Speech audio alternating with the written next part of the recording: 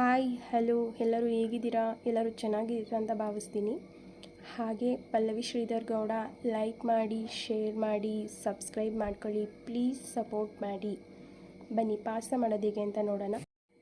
ಒಂದು ಪಾತ್ರೆ ತೊಗೊಂಡು ಅದರಲ್ಲಿ 1/2 ಲೀಟರ್ ನೀರು ಹಾಕಿ ಅದು ಚೆನ್ನಾಗಿ ಕುದ್ಮೇಲೆ ಪಾಸ್ತಾ 100 ಗ್ರಾಮ್ ತೊಗೊಂಡಿದ್ದೀನಿ. ಅದನ್ನು ಬೇಯಿಸಿಟ್ಕೊಂಡಿದ್ದೀನಿ. 10 ನಿಮಿಷ ಬೇಯಿಸಿಟ್ಕೋಬೇಕು. ಬೇಯ್ದ ನಂತರ ಒಂದು ಬೌಲಲ್ಲಿ ಹಾಕಿ ನೀರೆಲ್ಲ ಬೇರೆ ಮಾಡಿ ಮತ್ತು ಅದು ಕಚ್ಕೋಬಾರ್ದು ಅಂತ ಸ್ವಲ್ಪ ಎಣ್ಣೆ ಹಾಕಿ ಲೈಟಾಗಿ ಮಿಕ್ಸ್ ಮಾಡಿ ಇಟ್ಕೋಬೇಕು.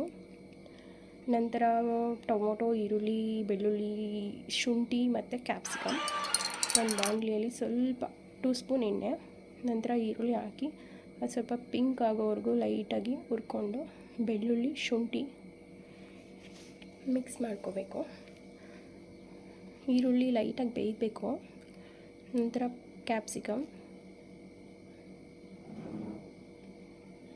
ಎರಡು ಮಿಕ್ಸ್ ಮಾಡಿ ನೀಟಾಗಿ ಬೇಯಿಸ್ಕೋಬೇಕು.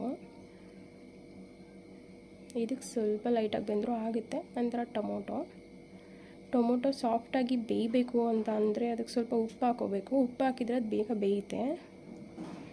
ನೀರು ಬಿಡುತ್ತಲ್ವ ಆವಾಗ ಬೇಗ ಫ್ರೈ ಆಗುತ್ತೆ. Pepper powder, chilli sauce, tomato sauce ಸ್ವಲ್ಪ ಜಾಸ್ತಿನೇ ಹಾಕ್ಕೊಂಡಿದ್ದೀನಿ, ಅಂದರೆ ಮಕ್ಳಿಗೆ ತುಂಬ ಇಷ್ಟ ಆಗುತ್ತೆ ಅಂತ ಇದು ಮಕ್ಳಿಗೆ ಮಾಡಿಕೊಡ್ತಿರೋದು. ಖಾರ ಬೇಕಂದರೆ ನೀವು ಚಿಲ್ಲಿ ಸಾಸಿನ ಸ್ವಲ್ಪ ಹಾಕೋಬೋದು. ಪಾಸ್ತಾ ಬೇಯಿಸಿಟ್ಕೊಂಡಿರೋದು ಮಿಕ್ಸ್ ಮಾಡ್ತಿದ್ದೀನಿ. ಇವಾಗ ನೀಟಾಗಿ ಮಿಕ್ಸ್ ಮಾಡ್ಕೋಬೇಕು.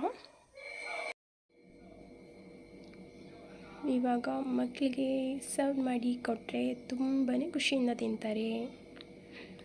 ನನ್ನ ಮಕ್ಕಳಿಗಂತೂ ಪಾಸ್ತಾ ಅಂದರೆ ತುಂಬ ಇಷ್ಟ. ಮಂತ್ಲಿ 1 ಸರಿ ಆದರೂ ಮಾಡಿಕೊಡ್ತಿರ್ತೀನಿ. Thank you.